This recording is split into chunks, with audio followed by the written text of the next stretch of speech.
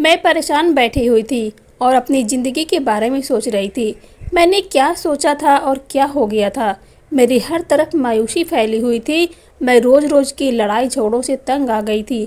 मैंने अपनी ननद को आंगन में चलते फिरते देखा तो उन्हें देखकर मुझे रात वाला हादसा याद आ गया, जिसे याद करके मेरी आंखों में आंसू आ गए।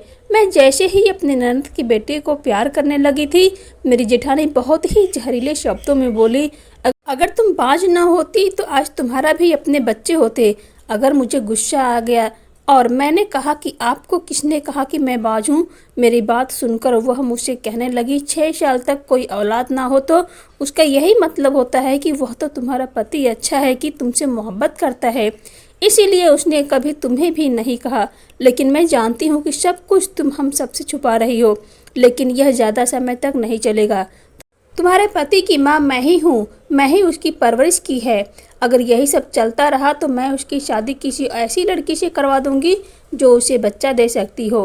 अपनी जेठानी की बातें सुनकर मेरी आंखों में आंसू आ गए और मैं भागती हुई अपने कमरे में चली आई। अब कुछ भी हो जाए, मैं साबित करना चाहती थी कि मैं बांझ नहीं हूँ। मैं अपनी एक दोस्त को कॉल की, वह डॉक्टर थी। मैंने उसे कहा कि क्या तुम कल फ्री हो। तो मेरी बात सुनकर वह मुझसे कहने लगी कि खैरियत तो है, तुम्हारी तबीयत तो ठीक है। बहुत अच्छी दोस्त थी। मैंने कहा कि हाँ खैरियत है, मुझे अपने कुछ टेस्ट करवाने हैं। मेरी बात सुनकर वह कुछ पल के लिए खामोश हो गई और फिर कहने लगी कि मैंने तुम्हें पहले ही कहा था कि वह औरत मुझे ठीक नहीं लगती। मैं तुम्हें पहले ही खबरदार किया था। तुम अपने पति को कहकर अलग घर क्यों नहीं ले लेती हो। इन लड़ाई झगड़ों से जान छूट जाएगी। कि बातें सुनकर कुछ देर के लिए मैं खामोश हो गई। अब मैं उसे क्या बताती कि मैं अपने पति से इस बारे में बात की थी, पर साफ मना कर दिया था। वह कहता है कि अपनी लड़ाई झगड़ा खुद ही खत्म करो, मुझे इन चीज़ों में मत घसीटा करो। बाहर के काम क्या काम होते हैं जो तुम लोगों के इन झगड़ों में दिलचस्पी लेना शुरू कर दूं और अपना दिमाग खराब करके बैठ जाऊं। अब अपने पति को कुछ भी कहना मैं छोड़ दिया था, क्योंकि वह अपने भैया भाभी को छोड़ने के लिए बिल्कुल भी तैयार नहीं था। मैंने अपनी दोस्त को सारी बातें बता दी। मेरी बात सुनकर वह खामोश हो गई और कही कि मुझे अपने पास आने को कहा। अब हर हाल में मुझे अपने टेस्ट करवाने थे। थोड़ी ही देर बाद मेरा पति घर में दाखिल हुआ और आंगन में खेलते हुए बच्चों को प्यार करने लगा। मैं एक बार फिर से इन भावनाओं को शिकार हो गई थी। मैं किसी औरत थी जो अपने पति की एक बच्ची की खुशी भी नहीं दे सकती थी। खुद बहुत ही मेरी आंखों से आंसू बहने लगे थे। मैं अपने पति के फ्यूचर के बारे में सोचने लगी। ना जाने मेरे फ्यूचर का क्या होगा। अगर मेरे पति ने दूसरी शादी कर ली तो मैं क्या करूँगी। मैं अपने पति से मोहब्बत करती थी और मैं उसे किसी भी सूरत में नहीं बांट सकती थी, जबकि मेरी जेठानी बार बार मुझे इसी बात का एहसास दिला रही थी। थोड़ी देर बाद मेरा पति कमरे में आया। रोने की वजह से मेरी आंखें लाल थी। मुझे देखकर वह परेशान हो गया और पूछने लगा क्या हुआ है। उसने पूछने के कुछ देर बाद ही मैं फूट फूट कर रोने लगी और जेठानी की बातों के बारे में बताया। कैसे तुम्हारी बहन के सामने मुझे ताने देती हैं और ज़रा भी ख्याल नहीं करती कि क्या यार, मैं घर में आराम करने के लिए आता हूँ और यहाँ आकर तुम लोगों के मसले शुरू हो जाते हैं। मैंने पहले भी कहा है कि मुझे इन मसलों में मत घसीटा करो। अगर भाभी कुछ कहती भी हैं तो तुम उनकी बात मान लिया करो, क्योंकि वह तुमसे बड़ी हैं। अगर कोई गलत बात भी कहती हैं तो उसे बात पर सब्र किया करो। मेरी माँ के बाद उन्होंने ही मेरी परवरिश की है। अगर मैं उनसे जाकर सवाल करता, जवाब करता तो उन्हें कितना दुख होगा। जिस बच्चे को उन्होंने अपने हाथों से खिलाया और बड़ा किया हो, आज वही बेटा उनसे सवाल जवाब करने चला है। अपने पति की बात सुनकर मैं खामोश हो गई और लेट गई। बाद में मुझे काफ़ी देर तक बातें करता रहा, लेकिन मैंने उसकी किसी भी बात का जवाब नहीं दे रही थी। मैं उसे यही महसूस करवा रही थी कि मैं सो गई हूँ, हालांकि वह जानता था कि मैं जाग रही हूँ। सुबह जब मैं उठी, पहले ही वह दफ्तर जा चुका था। रात को मुझे उससे बात करनी थी। मैं चेकअप करवाने जा रही हूँ, लेकिन मेरा पति पहले ही अपने ऑफिस चला गया था। अब मैं सोकर उठी तो मेरी जेठानी किचन में थी। मुझे देखते ही शुरू हो गई, खुल गई महारानी की आंख। अब यह तुम्हारा अपना घर नहीं है बल्कि ससुराल है, और ना ही यहाँ पर तुम्हारे नखरे उठाने के लिए तुम्हारी माँ मौजूद है। अपनी भाभी की बातों से मुझे कोई भी दिलचस्पी नहीं थी। 9 बजे मैं चेकअप करवाने जाना था और 8 बजने को थे। मैं जल्दी से जल्दी तैयारी शुरू कर दी। मेरी जेठानी मुझसे पूछ की कहाँ जा रही हो। मैं उसकी बात का कोई जवाब नहीं दिया। मेरी इस हरकत से वह और भी ज़्यादा आग बबूला हो गई। 9 से 10 मिनट पहले ही मैं अस्पताल पहुंच चुकी थी। वहाँ मेरी दोस्त पहले से ही मेरा इंतज़ार कर रही थी। उसे देखकर मेरी आंखों से आंसू आ गए थे। मेरी आंखों से आंसू देखकर वह कहने लगी कि मैं तो समझ रही थी कि तुम्हें कुछ और ज़िंदगी बिना बच्चों को गुजारना चाहती हो। आखिर मोहब्बत की शादी हुई है। मोहब्बत इस शब्द को मैंने बहुत ही जहरीले अंदाज में दोहराया। उसकी यह बात सुनकर मैं अपने अतीत में खो गई थी। मैं अपने माँ बाप की इकलौती औलाद थी। मेरे पापा एक स्कूल में टीचर थे, जबकि मेरी मम्मी एक घरेलू औरत थी। पापा की कमाई से सब अच्छा गुजारा हो जाता था। मैंने भी अपनी मम्मी से घर संभालना सीख रही थी। पढ़ने का बहुत शौक था। एक दिन मैंने अपने पापा से अपनी इच्छा जाहिर की, मुझे आगे पढ़ना है। मेरे पापा ने मेरे इच्छा को मेरे मुंह पर निकलने से पहले ही पूरा करते थे, चाहे वह उनसे बस में हो या ना हो। उन्होंने मेरा एडमिशन एक अच्छे कॉलेज में करवा दिया और यूँ मैं कॉलेज जाने लगी। मैं अपने ख़ानदान की पहली बेटी थी जो घर से बाहर निकली थी। मेरे ख़ानदान वालों ने इस बात पर बहुत बातें बनाई और मेरे पापा को कहा कि लड़की हाथ से निकल जाएगी, बिगड़ जाएगी। लेकिन मेरे पापा को मेरे पर विश्वास था। उन्होंने किसी की बात ना सुनी और मेरा एडमिशन कॉलेज में करवा दिया। मेरी मंगनी मेरे पापा ने बचपन में ही अपने दोस्त के बेटे से तय कर दी थी, लेकिन वह मुझे पसंद नहीं था और बहुत लोफर था, आवारा था और उसकी शोहरत हर जगह मशहूर थी। मेरे कॉलेज में बहुत से दोस्त बन चुके थे। एक तो मैं बहुत खूबसूरत राज थी और दूसरा मैं बहुत ही इंटेलिजेंट थी। कॉलेज में सब टीचर मेरी बहुत तारीफ करते थे और दूसरे बच्चों से मेरी मिसाल देते थे। लेकिन एक लड़की जो हमेशा मुझसे जलती थी, मुझे समझ नहीं आता था कि आखिर मैंने उस लड़की का क्या बिगाड़ा है। मैंने 2-3 बार उससे बात करने की कोशिश की, लेकिन उसका रवैया बहुत ही ख़राब रहता था। फिर उसकी हरकतों से मुझे महसूस होने लगा कि वह मुझे पसंद नहीं करती। उसकी हर मुमकिन कोशिश होती है कि मेरी किसी न किसी टीचर से बेइज्जती करवाती रहे, लेकिन मैं हमेशा बच जाती थी। अब मैं उसे दूर दूर रहने लगी थी। एक दिन मेरी एक दोस्त मेरे पास भागती हुई आई और मुझसे कहने लगी कि सोनिया ने तुम्हें हर जगह बदनाम कर दिया है। उसकी बात सुनकर मैं घबरा गई। बाद में मुझे पता चला कि वह मेरे लोफर मंगेतर का नाम मेरे साथ जोड़कर हर किसी को बता रही है कि यह किस कदर बुरे लोग हैं। उसकी बातें सुनने के बाद मैं रोती हुई प्रिंसिपल के ऑफिस चली गई और उन्हें सारी बात बताई। फिर भी सबके सामने मुझसे माफ़ी मांगी थी। उसने भी फिर मुझसे दोस्ती कर ली। मैं नहीं जानती थी कि वह आस्तीन का सांप है, वह भी मेरा दुश्मन है। उसने मेरे घर में भी आना जाना शुरू कर दिया था। एक दिन वह मेरे घर के बाहर निकल रही थी जब मेरा मंगेतर घर के अंदर दाखिल हो रहा था। मेरा मंगेतर लोफर था, लेकिन वह बेहद खूबसूरत और हैंडसम था। हमारे खानदान में 18 साल की उम्र में ही लड़कियों की शादी करने का रिवाज था। मेरी उम्र 17 साल हो चुकी थी। मुझे पता था कि अगले साल तक मेरी शादी हो जाएगी। मैं चाहती थी कि कुछ ऐसा हो जाए कि मेरी शादी रुक जाए और मैं आगे पढ़ सकूं, क्योंकि मैं पढ़ाई में बहुत तेज़ थी और मुझे विश्वास था कि मुझे स्कॉलरशिप मिल जाती। तो मुझे बस अपने मम्मी पापा की अनुमति की ज़रूरत थी, लेकिन मैं अनुमति लेते हुए डर रही थी। अगले ही दिन मेरी होने वाली सास मेरे घर आई और वह मेरे रिश्ते की बात दोहराने लगी। उनकी बातें सुनकर बहुत ज़्यादा किड हो रही थी। मुझे उनके बेटे से जरा भी दिलचस्पी नहीं थी, लेकिन एक बात जो मैं आजकल नोट कर रही थी वह यह थी कि मेरे मंगेतर ने अब मुझे तंग करना छोड़ दिया था। अब वह कॉलेज जाते हुए मेरा रास्ता नहीं रोकता था और ना ही मेरे घर में आकर मुझे छेड़ता था। यह बात मुझे थोड़ी हैरान कर रही थी, लेकिन मैं खुश थी। मैं समझ रही थी कि शायद वह सुधर गया है, लेकिन मसला तो कुछ और ही था। एक दिन मैं अपनी होने वाली ससुराल गई हुई थी। उन लोगों के घर हमारा आना जाना था, क्योंकि पापा उनके साथ बहुत ही अच्छी दोस्ती थी और मैं भी उनके घर चली जाया करती थी और मेरा मंगेतर भी मेरे घर आ जाया करता था। उस दिन मैं अपनी होने वाली ससुराल गई हुई थी। मुझे अपनी होने वाली सास को कुछ सामान देना था। मैंने देखा कि मेरा मंगेतर छत पर बैठा फ़ोन पर किसी से बातें कर रहा था। उसके चेहरे पर बहुत ही खूबसूरत मुस्कान सजी हुई थी। मुझे देखकर उसने कोई भी रिस्पॉन्स नहीं दिया था और दोबारा से फ़ोन में में बिजी हो गया था। उसकी हरकत देखकर मुझे बहुत हंसी आई, लेकिन मैंने अपनी सास को सामान देकर घर में वापस आ गई। 1-2 दिन बाद मुझे फिर अपने ससुराल जाना हुआ था। मैं भी गली में ही थी जब मुझे मेरे मंगेतर के चिल्लाने की आवाज़ आई। वह कह रहा था कि मैं किसी भी सूरत में ज्योति से शादी नहीं करूँगा, मैं किसी और को पसंद करता हूँ। मेरी सास उसे कह रही थी कि दिमाग खराब हो गया है तुम्हारा, पहले तो तुम हर समय उसी का नाम लेते रहते थे, अब ऐसा क्या हो गया है जो वह तुम्हें पसंद नहीं रही। मेरा मंगेतर बोला, मैं जानता हूँ वह बस मुझसे बदतमीजी से बात करती है और मेरी किसी भी बात का सीधे मुँह से जवाब नहीं देती, और मुझे ऐसी पत्नी हरकत नहीं चाहिए, बल्कि मुझे तो ऐसी पत्नी चाहिए जो मेरी हर बात माने और मेरे साथ सम्मान के साथ बात करे।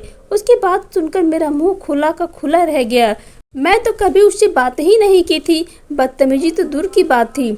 मेरी सास उसे समझाने लगी और उसे मिन्नतें करने लगी, लेकिन वह की कोई बात नहीं सुन रहा था। मैं सिर्फ यह सुनना चाहती थी कि आखिर वह कौन है जिसके पीछे यह पागल हो रहा है। फिर मेरी यह इच्छा पूरी हो गई कि जब मेरे सास ने मेरे मंगेतर से पूछा कि वह कौन है, नाम सुनकर मुझे लगा जैसे मेरे सिर पर आसमान गिर गया हो। वह कोई और नहीं बल्कि मेरी दोस्त सोनिया थी। अब मुझे सारी कहानी समझ आ गई थी। यकीनन वह मुझसे बदला लेना चाहती थी। वह यह समझ रही थी कि मेरा मंगेतर मुझसे छीन कर उसने मुझे हरा दिया है, जबकि उसने मेरी सबसे बड़ी मुश्किल को आसान कर दिया था। अब मैं उस समय का इंतज़ार कर रही थी कि कब मेरी सास आए और मंगनी तोड़कर जाएं। मंगनी टूटने के फ़ौरन बाद ही मैं अपने घर वालों को जज्बाती ब्लैकमेल करना चाहती थी और आगे पढ़ने के लिए इजाज़त लेना चाहती थी। मेरी मम्मी काफ़ी परेशान थी क्योंकि कुछ दिनों से मेरी सास ने हमारे घर आना बंद कर दिया था। ना जाने ऐसा क्या बात था, पहले तो वह हमेशा यहीं पाई जाती थी। मेरी मम्मी कह रही थी बस ऐसे ही कंधे उचका दिए। फिर अचानक मेरी सास घर के अंदर दाखिल हुई। वह शक्ल काफ़ी परेशान लग रही थी। वह जाकर मेरी मम्मी के पास बैठ गई और कहने लगी कि मुझे माफ़ कर दो। साथ ही साथ वह रोती भी जा रही थी। यह देखकर मुझे बहुत दुख हो रहा था। वह अपने बेटे की वजह से कितनी मजबूर थी। औलाद अपनी माँ बाप को न जाने क्या क्या करवाती है।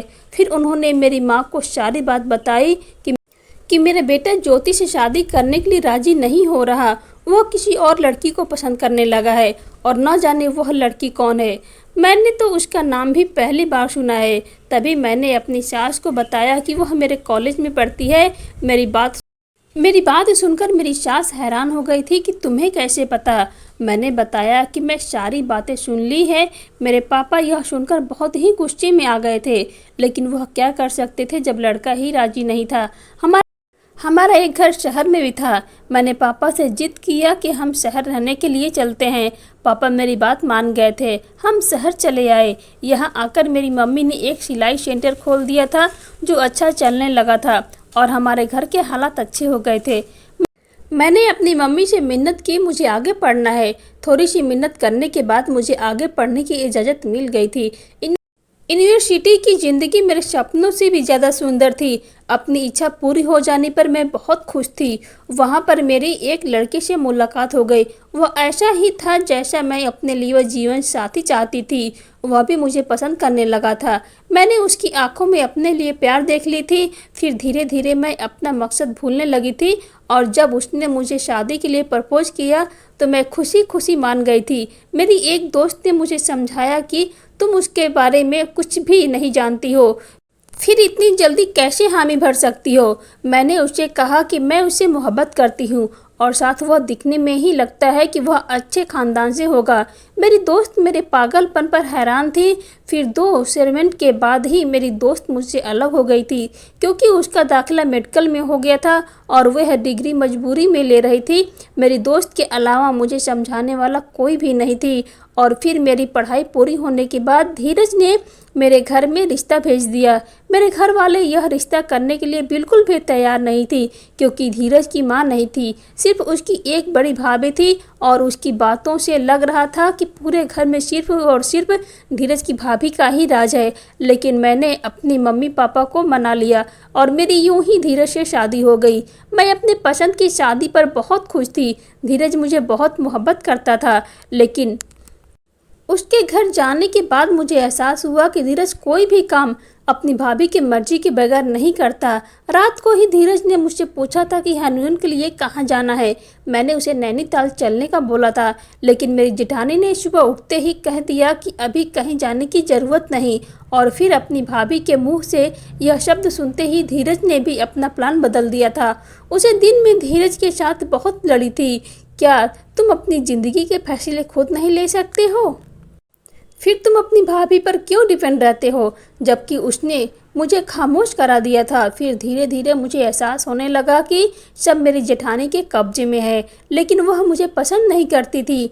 मैंने हर मुमकिन कोशिश की मैं उनका दिल जीत सकूं, इसमें नाकाम रही। शादी के 2 साल ऐसे ही गुजर गए, लेकिन मेरे घर में कोई भी औलाद नहीं हुई थी। धीरज ने कभी भी मुझे इस बात का ताना नहीं दिया था, बल्कि धीरज तो कहता रहता था कि अभी तो हमारे खुद के हंसने खेलने के दिन हैं, अभी इतनी जल्दी बच्चा ना हो। लेकिन मेरी जेठानी उठते बैठते मुझे एहसास दिलाने लगी थी कि तुम्हारे अब बच्चा नहीं हो सकता, क्योंकि तुम बाज हो। और आज हमारी शादी को 6 साल गुजर चुके थे और हमारे अभी तक कोई बच्चा नहीं हुआ। इसीलिए मैं अपने सारे टेस्ट करवाने आई थी, जिससे कि मैं सबको बता सकूं कि कमी मेरे अंदर नहीं है। मैं भगवान से दुआ कर रही थी कि हे भगवान, मेरे अंदर कोई कमी ना निकले। लेकिन मैंने अपने आप से यह वादा किया था कि अगर कमी मेरे अंदर निकली तो मैं सच में बाज हुई तो मैं खुद ही धीरज की ज़िंदगी से चली जाऊंगी, उसे दूसरी शादी की इजाज़त दे दूंगी। यह सोचकर मुझे लग रहा था कि जैसे मेरे शरीर से जान निकल रही है।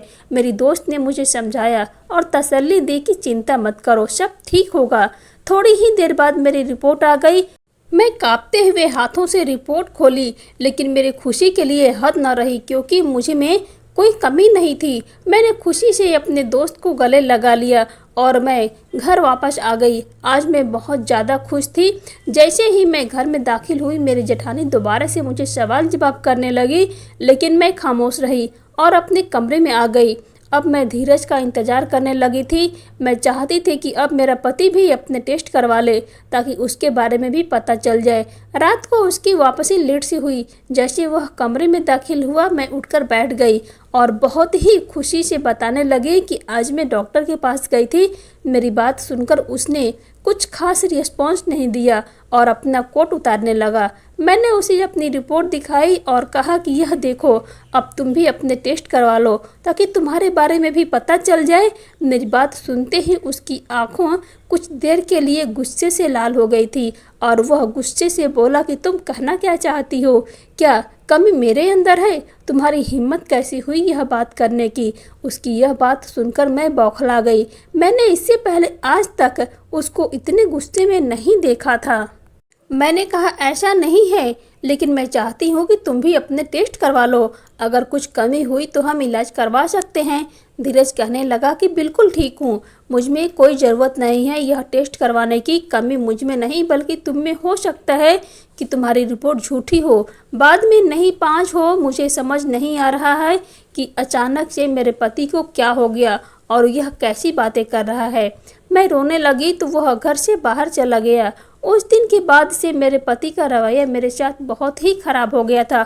वह मुझे कोई भी बात नहीं कर रहा था, जबकि अब मेरे दिल में शक पनपता जा रहा था कि ज़रूर मेरे पति के अंदर ही कमी है, जिस वजह से वो अपने टेस्ट नहीं करवा रहा। अगर उसमें कमी ना होती तो वह फ़ौरन ही मेरे साथ चल देता, लेकिन मैं नहीं जानती थी कि उसके इस बात को अपनी शान का मसला क्यों बना लिया है। अगर उसने भी मुझे बाज के ताने देना शुरू कर दिया था और साथ ही मुझे यह धमकी देता था कि मैं जल्दी से दूसरी शादी कर लूँगा। मुझे समझ नहीं आ रही थी कि मैं क्या करूँ। कुछ दिन बाद मैं अपने पति से दोबारा बात करने की सोची, लेकिन वह मेरी किसी भी बात को सुनने के लिए तैयार ही नहीं था, बल्कि वह तो मेरी रिपोर्ट को ही झूठा कह रहा था, जबकि मुझे लग रहा था कि मेरा पति झूठा है। वह अपनी कमी छुपाने के लिए मुझ पर इल्ज़ाम लगा रहा है। अब इस घर में मेरा दम घुटने लगा था। मेरा बस नहीं चल रहा था कि मैं यहाँ से कहीं दूर चली जाऊँ, लेकिन मैं अपने घर जाकर अपने घर वालों को परेशान नहीं करना चाहती थी। एक दिन मैं अपने आंगन में बैठी हुई अपनी ज़िंदगी के बारे में सोच रही थी। शाम का समय था। थोड़ी देर बाद मेरे पति को घर वापस आ जाना था, लेकिन अब मुझे उसके वापस आने की कोई खुशी नहीं होती थी। अचानक ही दरवाजे पर दस्तक हुई। मैं हैरान हुई कि इस समय कौन आ गया। जब मैं जाकर दरवाज़ा खोला तो सामने एक औरत खड़ी थी जिसने अपने चेहरे पर नकाब किया हुआ था। उसकी आंखों के अलावा कुछ भी नजर नहीं आ रहा था, जबकि हाथ में उसने एक बच्चा उठा रखा था। वह बच्चा जोर जोर से रो रहा था। मैंने उससे पूछा कि कौन हो तुम और यहाँ क्या कर रहे हो। उसने बच्चा मेरे सामने किया और कहने लगे तुम्हारे पति ने मुझ पर बहुत जुल्म किया है। उसकी बात सुनकर मैं हैरान रह गई कि क्या मतलब है इस बात का। पहले मुझे यह बताओ कि तुम कौन हो। मैं उसके चेहरे पर पड़ा नकाब खींचने लगी। वह कह रही कि मैं तुम्हें ना कहती थी ना कि तुम्हारा पति जल्द ही तुमसे तंग आ जाएगा और दूसरी औरत के पास चला जाएगा। अब पता नहीं तुम्हें पति का वह बच्चा जायज़ भी है या नाजायज़। चलो कोई नहीं, यह जल्दी ही उसने शादी भी कर लेगा।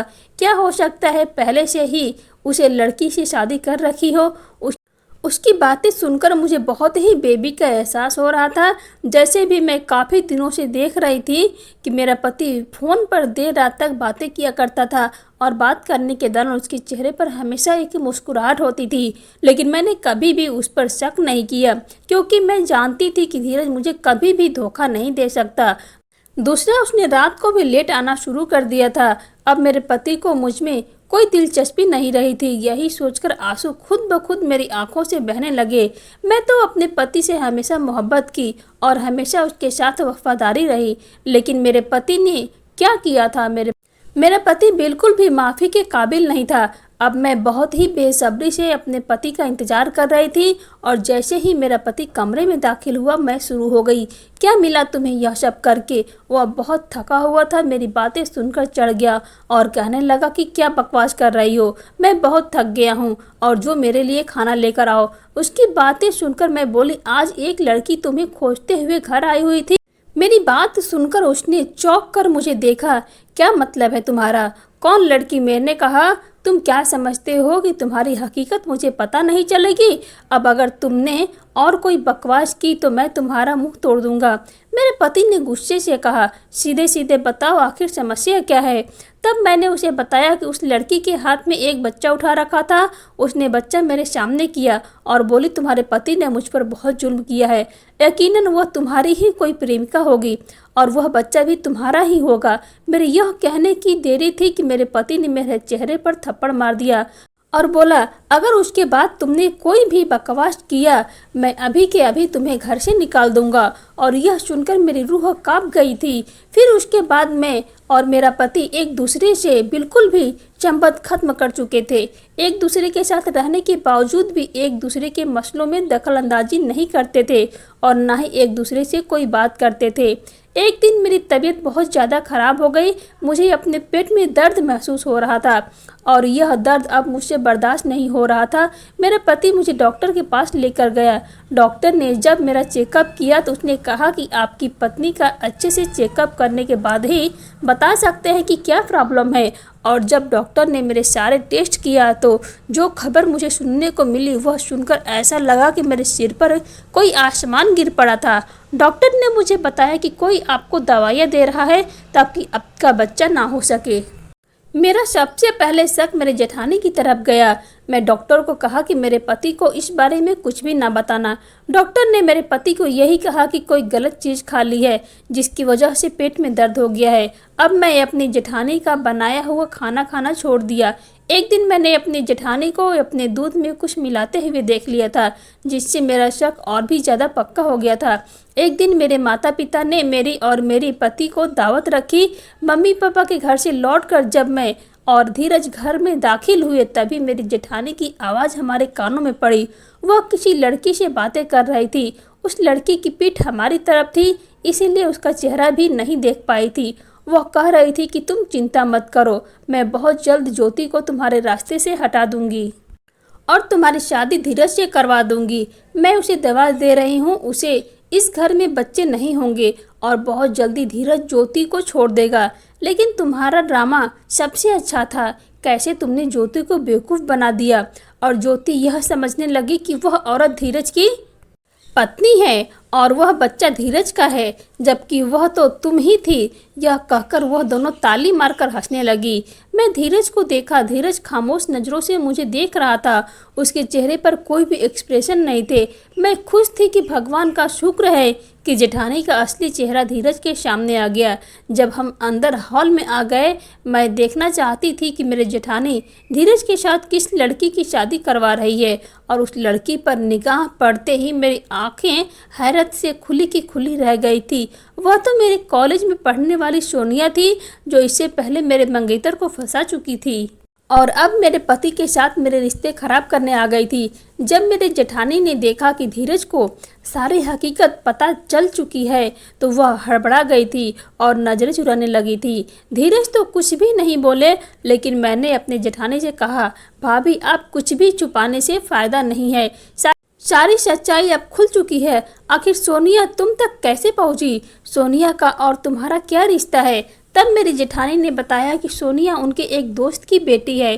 सोनिया तुमसे नफरत करती है और तुम्हारी ज़िंदगी में आने वाली हर खुशी को मिटा देना चाहती है, क्योंकि तुमने सोनिया की ज़िंदगी में अंधेरा भर दिया है। मैं हैरान से कभी सोनिया को तो कभी अपनी जेठानी को देख रही थी। मैंने कहा कि मैं तो सोनिया के साथ कुछ भी गलत नहीं किया।